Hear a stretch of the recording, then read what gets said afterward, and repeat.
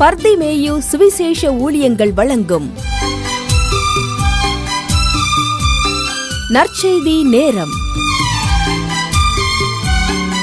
தேவ செய்தி pastor R. Augustine.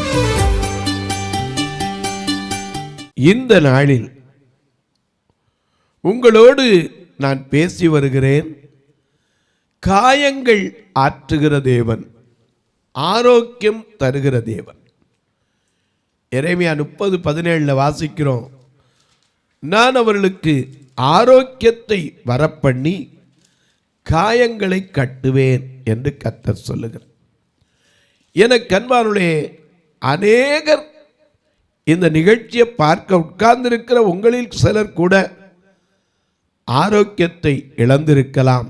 ஒருவேளை ஒரு ஆஸ்மா வியாதியினாலோ அல்லது சுகர்னாலேயோ பிரஷர்னாலேயோ இருதயத்தின் வலினாலேயோ நரம்புகள் அல்லது எலும்புகளில் வலினாலேயோ அல்லது மூட்டு வலியினாலேயோ இன்னும் சொல்லப்போனால் தீராத தலைவலியினாலேயோ வயிற்றில் கட்டியினாலேயோ பலவிதமான நோய்களிலே வேதனையோடு கூட உட்கார்ந்திருக்கலாம். இந்த நிகழ்ச்சியை பார்க்கிற உங்களுக்கு சொல்லுவேன், ஆரோக்கியத்தை தருகிற ஆண்டவர், உங்களை ஆரோக்கியமாய் சுகப்படுத்துகிற ஆண்டவர். ஏன்னா உலகத்தில் நோய்களுக்கு மருந்துண்டு, ஆனால் காயங்களுக்கு அவரேதான் மருந்து. என கண்பாருளே, உங்களுடைய வேதாகமத்தை தயவு செய்து எரேமியா தீர்க்கதரிசியின் புஸ்தகம் 33ஆம் அதிகாரம் 6வது வசனத்திற்கு திருப்பிக் கொள்ளுங்கள். அப்படி எல்லாரும் தேடி கையில் எடுக்கிற வரைக்கும், புதிதாக இன்னைக்கு நிகழ்ச்சியை பார்க்கிறீங்கனாலும் உங்களுக்கும் சொல்லுவேன். எரேமியா தீர்க்கதரிசியின் புஸ்தகம் 33வது அதிகாரம் 6வது வசனத்தை அப்படி எல்லாரும் திருப்பி எல்லாம் கையில் எடுத்து வச்சுக்கிறீங்களா? அப்படி எல்லாரும் எடுக்கிற வரைக்கும் நீங்களும் நானும் சேர்ந்து பாட போறோம்.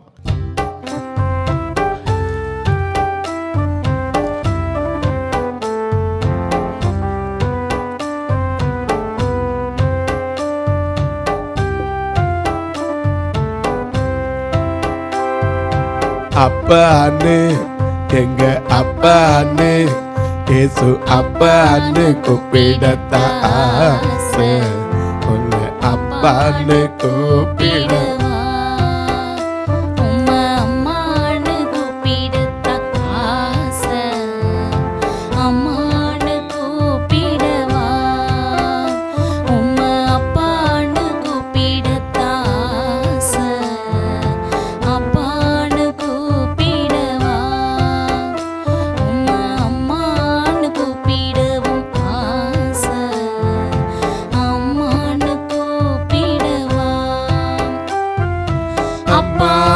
கூப்பிடவா, அம்மானு கூப்பிடவா, அப்பானு கூப்பிடுவேன், அம்மானு கூப்பிடுவேன், அப்பான்னு எங்க அப்பான்னு இயேசு அப்பான்னு கூப்பிடத்தான் ஆசை, அப்பான்னு கூப்பிடவா.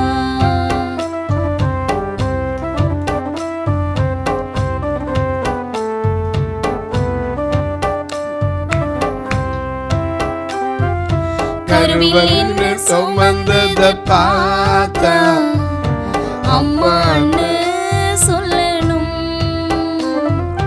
தொழில் என்ன சுமந்தது பார்த்தா அப்பான்னு சொல்லணும், என்ன கெஞ்சுவதும் கொஞ்சுவதும் பார்த்தா அம்மான்னு சொல்லணும், என்ன ஆற்றுவதும் தேற்றுவதும் பார்த்தா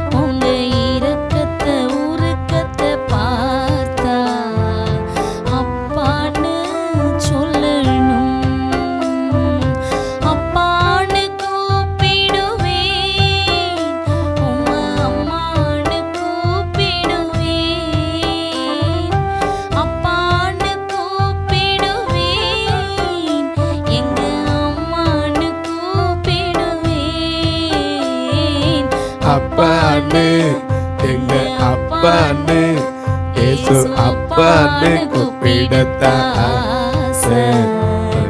அப்பான்னு கூப்பிடுவேன், எங்க அம்மான்னு கூப்பிடவும் ஆசை. அம்மான்னு கூப்பிடுவேன். எல்லாம் எடுத்திருப்பீங்க. எரேமியா 33ஆம் அதிகாரம் 6ஆம் வசனத்தை பாருங்க.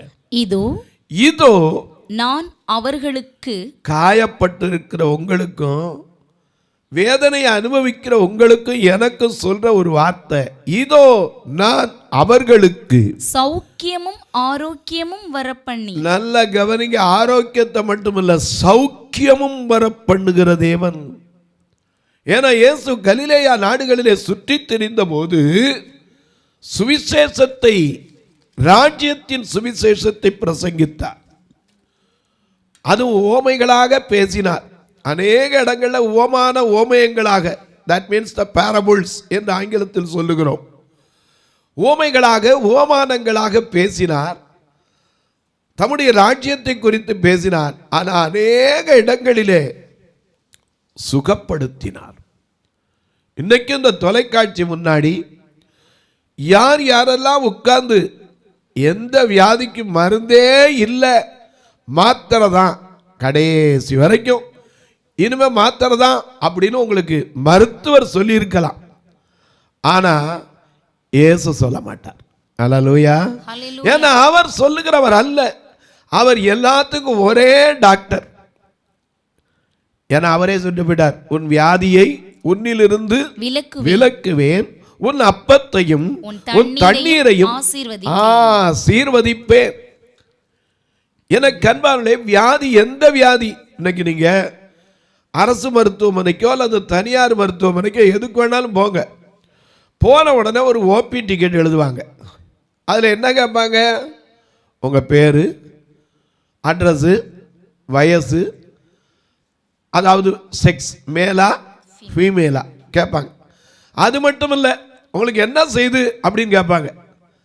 அப்படி கேட்ட உடனே ஒரு நோயை சொன்னீங்கன்னா அதுக்கு இத்தனை நம்பர் வார்டுக்கு போங்க அப்படின்னு எழுதி கொடுப்பாங்க.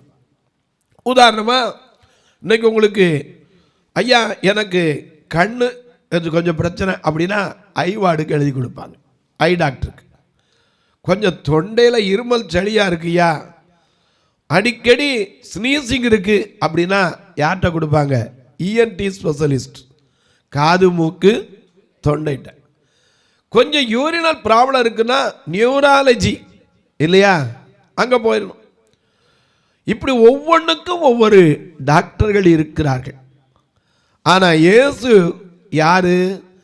நாம் வாசிக்க கேட்ட மத்தேயு 4:23 வாசிக்கிறோம், கலிலேயா நாடுகளெங்கும் அவர் சுற்றி திரிந்து அவருடைய ஜெப ஆலயங்களிலே உபதேசம் பண்ணினார். அது மட்டுமல்ல, ராஜ்யத்தின் சுவிசேஷத்தை பிரசங்கித்து ஜனங்களுக்கு உண்டாயிருந்த சகல வியாதிகள், இன்னைக்கு எந்தெந்த வியாதின்னு வெளியே சொல்ல முடியாம கூட இன்னைக்கு உட்கார்ந்துருப்பீங்க தொலைக்காட்சி முன்னாடி. ஏன்னா சில காரியங்களை சொல்லலாம், சில காரியங்களை என்ன செய்ய முடியாது, சொல்ல முடியாமல் இன்னைக்கு இருப்பீங்க.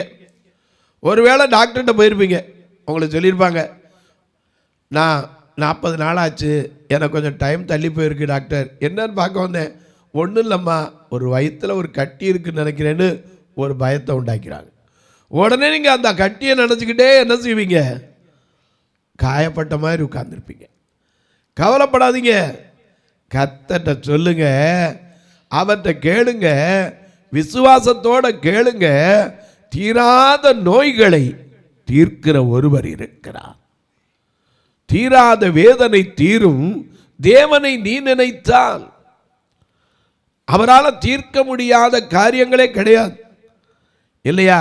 ஏன்னா அவருக்கு லேசான காரியம், ஒவ்வொன்றுக்கும் அவருக்கு லேசான காரியம். ஒரே வார்த்தையில் சுகம் தருவார். ஒரு வார்த்தை போதும், அதை அனுப்பி நிச்சயம் குணமாக்குவார்.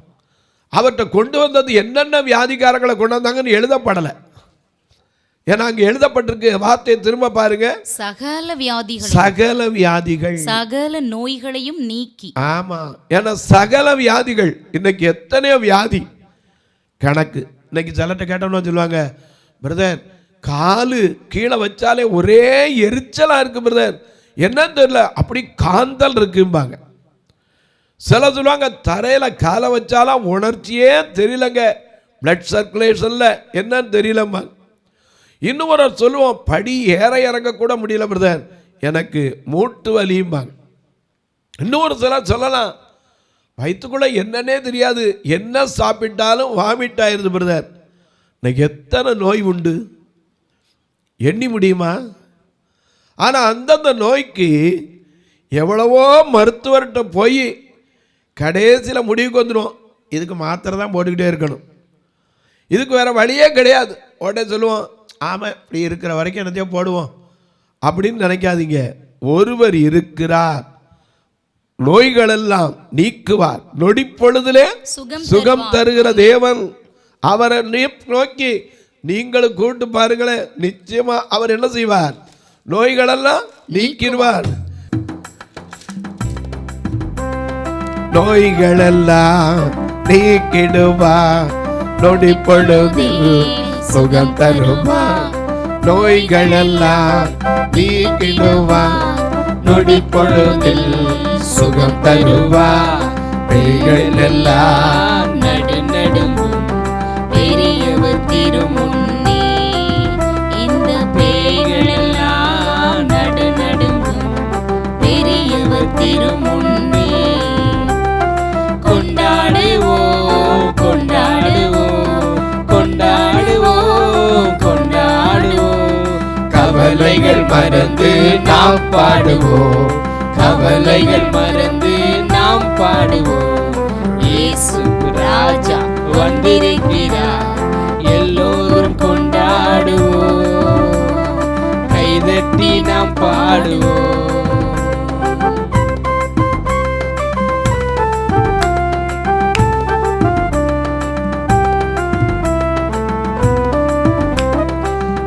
கனிகள் உனக்காக, காயமெல்லாம் உனக்காக, கசையடிகள் உனக்காக, காயமெல்லாம் உனக்காக, திருரத்தம் உனக்காக, திருந்திட என் மகனே, திருரத்தம் உனக்காக, திருந்திட என் மகனே. கொண்டாடுவோம் கொண்டாடுவோம் கொண்டாடுவோம் கொண்டாடுவோம், கவலைகள் மறந்து நாம் பாடுவோம், கவலைகள் மறந்து நாம் பாடுவோம். இயேசு ராஜா வந்திருக்கிறார், எல்லோரும் கொண்டாடுவோம், கைதட்டி நாம் பாடுவோம்.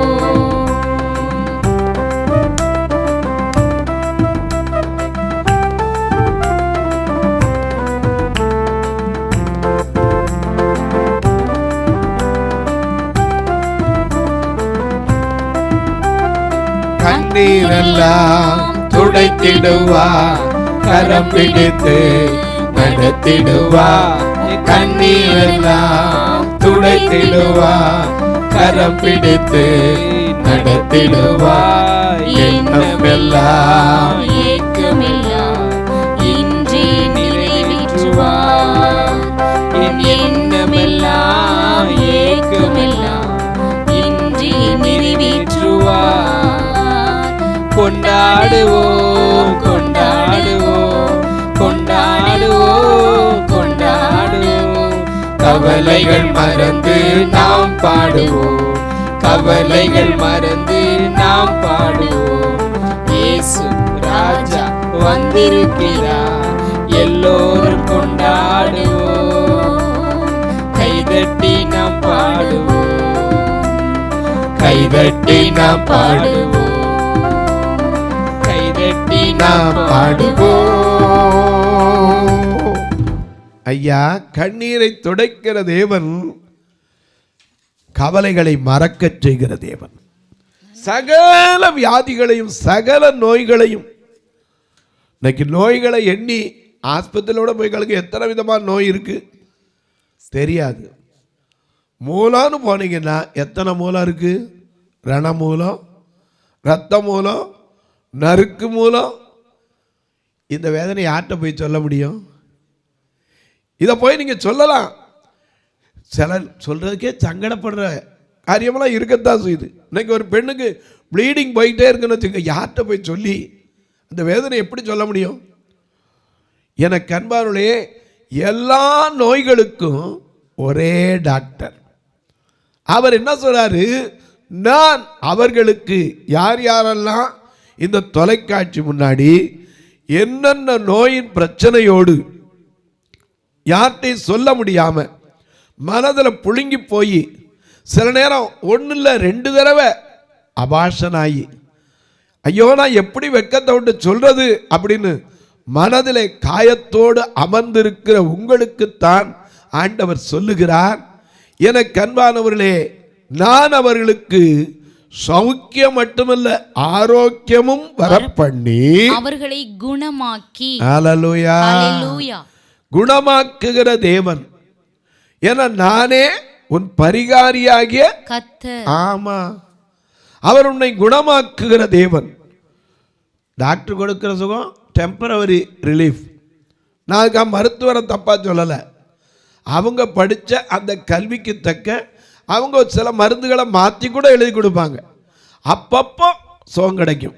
ஆனால் தேவன் தந்தா பெர்மனன்ட் ரிலீஃப். ஆமென். அதுல இருந்து அதுக்கப்புறம் அது என்ன செய்யாது? வரவே வராது. கடைசி வரைக்கும் நீ மாத்திரை என்ன செய்ய வேண்டாம்? மருந்தை தொடவே வேண்டாம். ஏன்னா சுகம் தரும் தெய்வம் நமக்கு சொல்லியிருக்கார், நான் அவர்களுக்கு யார் யாரு எனக்கு தெரியாது, கண்ணில் பிரச்சனையோட, காதில் பிரச்சனையோட, ஒருவேளை பேசுகிற திக்குவாயோட, நெஞ்சில் வலியோட, வயிற்றில் வலியோட, ப்ளீடிங் பிரச்சனையோட, கை கால்களில் சுகர் பிரஷரோட, பலவிதமான நோய்களின் மத்தியில் ஐயா நீங்கள் உட்கார்ந்து இந்த நிகழ்ச்சியை கேட்கலாம். ஒன்றை தெரிஞ்சுக்கங்க, இயேசு இன்னைக்கு உங்களுக்கு எனக்கும் சொல்றார், நான் அவர்களுக்கு, நீங்க நம்புனா விசுவாசித்தா எனக்கு சுகம் தருவார் நிச்சயமா சொல்லுவீங்கன்னா, உங்களுக்கு சொல்றாரு, எனக்கு சொல்றாரு, நான் அவர்களுக்கு சௌக்கியமும் ஆரோக்கியமும் வரப்பண்ணி நான் அவர்களை குணமாக்கி அவர்களுக்கு பரிபூரண சமாதானம், அது மட்டுமல்ல பரிபூரண சமாதானத்தையும் சத்தியத்தையும் வெளிப்படுத்துவேன். ஆமென். எனக்கு அன்பானவர்களே, குணமாக்குகிற தேவன், ஆரோக்கியத்தை திரும்ப தருகிற தேவன், உன் காயத்தை ஆற்றுகிற தேவன்.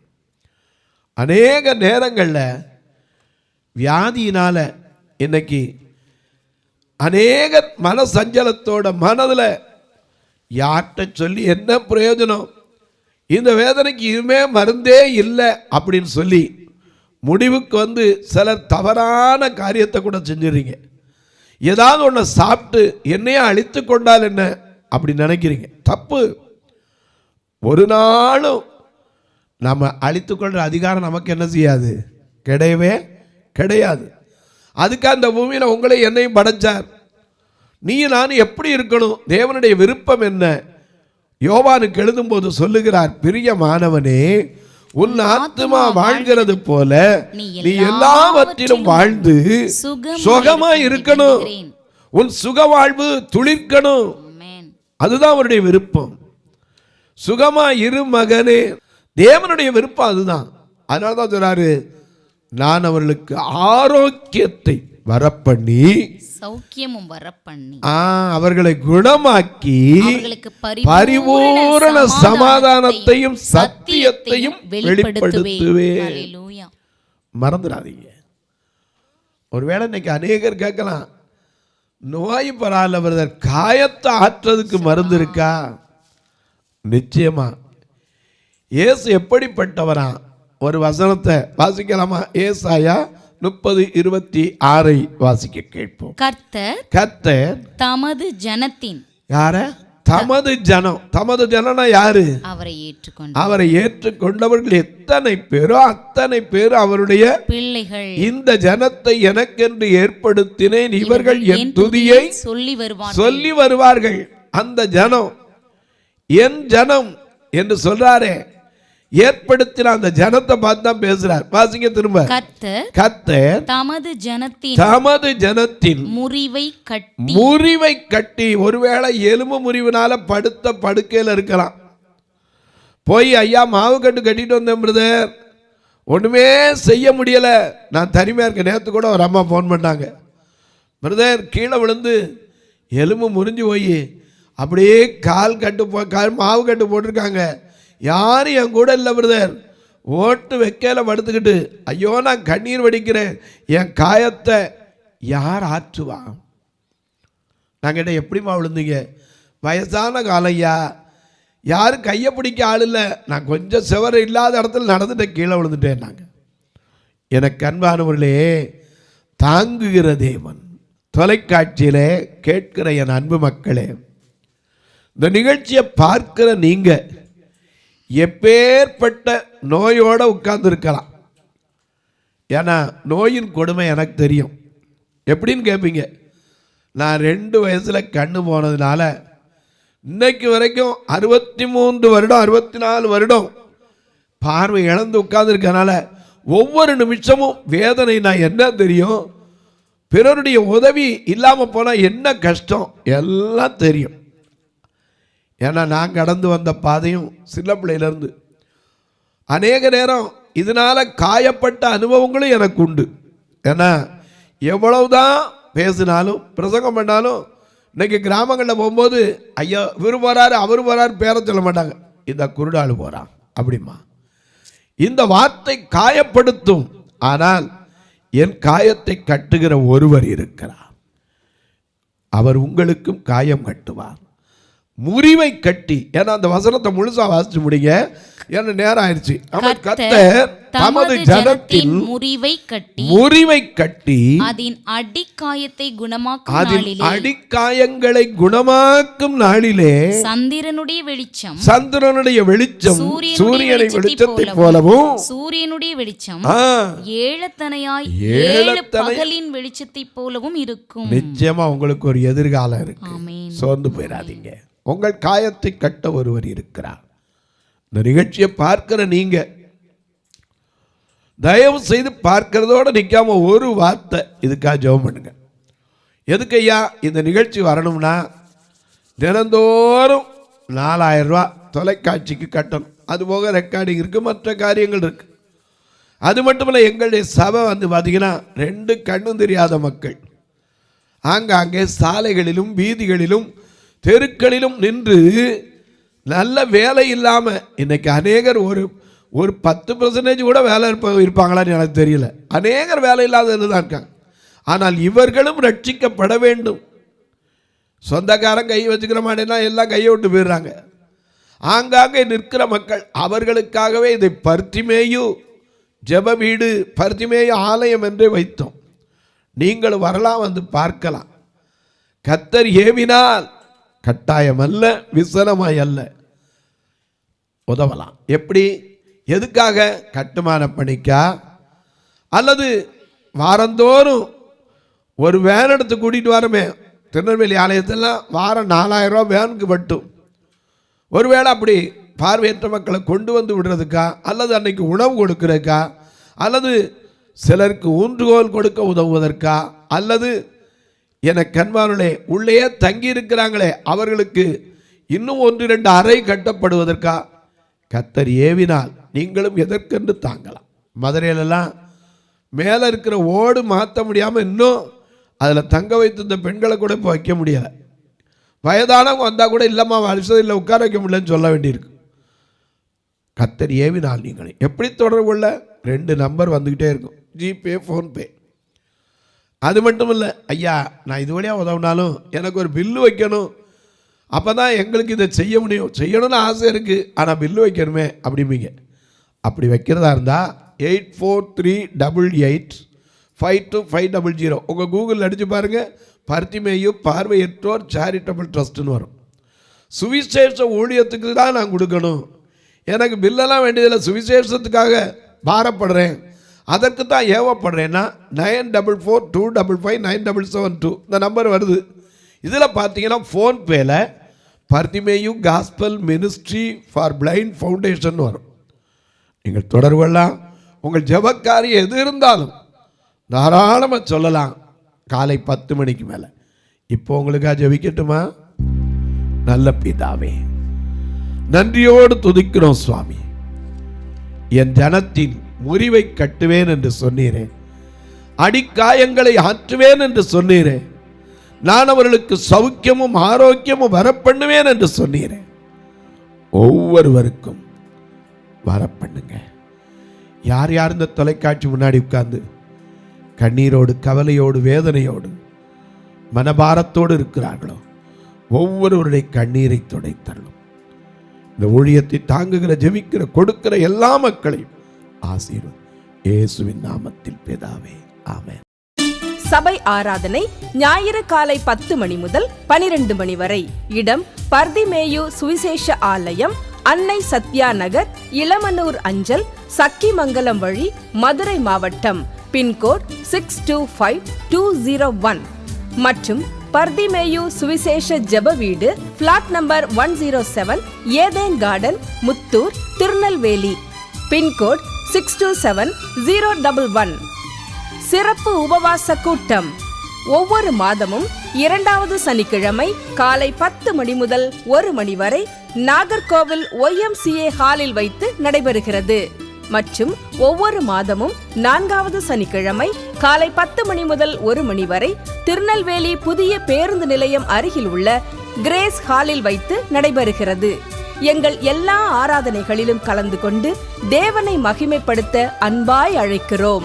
உங்கள் உதாரத்துவமான காணிக்கைகளினால் இவ்வூழியத்தை தாங்க விரும்பினால் R Augustine, account number 5021364331, IFSC code IDIB 000B066, Indian bank, BP குளம், Madurai. GPay number 9842181917, BGM ministries மற்றும் 9442559772, பிளைண்ட் மினிஸ்ட்ரீஸ் அகஸ்டின். உங்கள் தொடர்புக்கு பாஸ்டர் ஆர் அகஸ்டின், பர்திமேயு சுவிசேஷ ஊழியங்கள், நாகமலை, புதுக்கோட்டை, மதுரை 625019. தொலைபேசி எண்கள் 9842181917 மற்றும் 9442559772. கர்த்தர் தாமே உங்களை ஆசீர்வதிப்பாராக.